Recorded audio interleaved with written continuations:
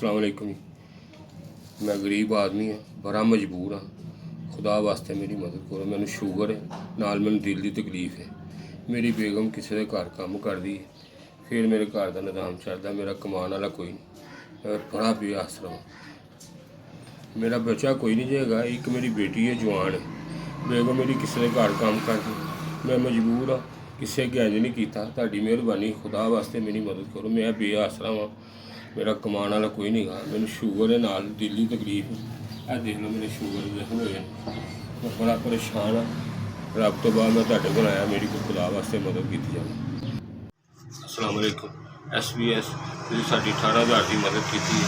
अल्लाह पाक तुहाडी खैर करे। तुहाडी बड़ी बड़ी मेहरबानी। तुहाडे ढिड्डों दुआवां निकलियां, दुआ मियां बीवी। तुसीं गरीबां की मदद की है। अल्लाह ताला तुहानूं खुश रखे। SBS अल्लाह पाक तुहानूं तरक्की देवे, कामयाबियां देवे। तुसीं खुश रहो। तुसीं साडी मदद की है, तुहाडी बड़ी मेहरबानी। SBS तुसीं साडी मदद की है।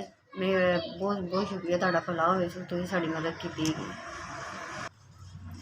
SBS तुसीं सानूं 18 साल दा दित्ता, तुहाडी बड़ी मेहरबानी से, तुहाडा भला होवे।